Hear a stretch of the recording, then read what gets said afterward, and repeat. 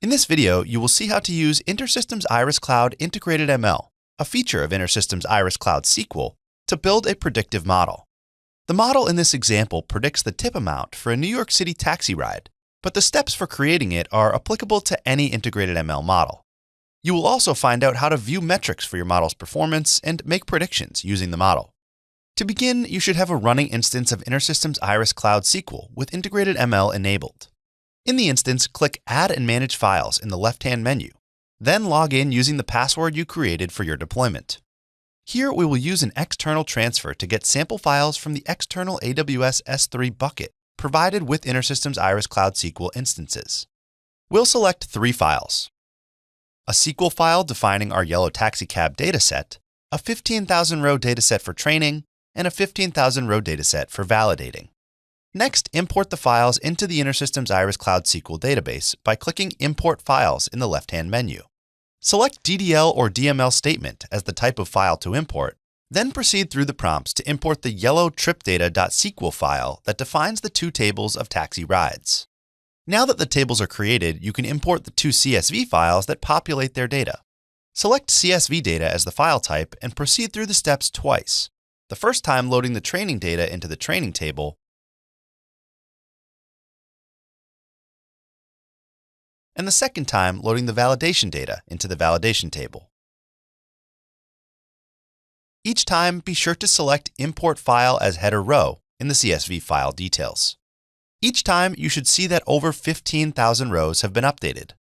With data loaded into the system, you can create an integrated ML predictive model.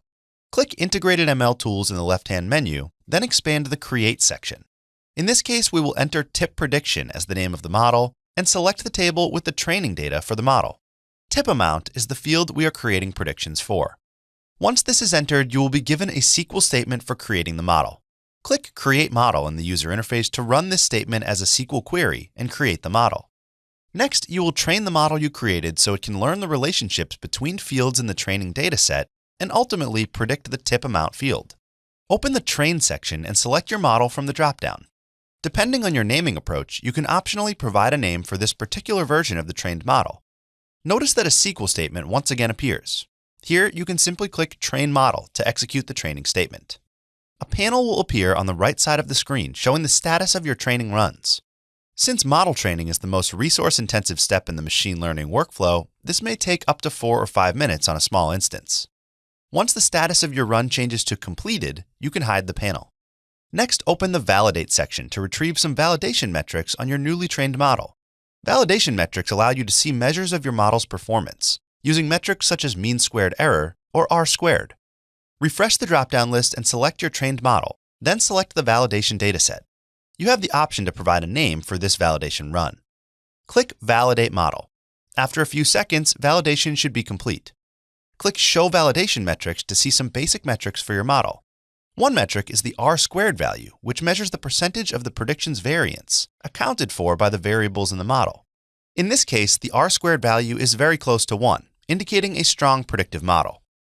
You can also click the eye icon in the chart column to see a visualization of your model's validation results. As you can see, the actual and predicted tip amounts appear in a nearly straight line of plot points, confirming that the model performed well. Now that you have created, trained, and validated your predictive model, it's time to run some prediction queries with it. Open the Predict section and select your model to use as the predictor. You can use the validation dataset again for the input table.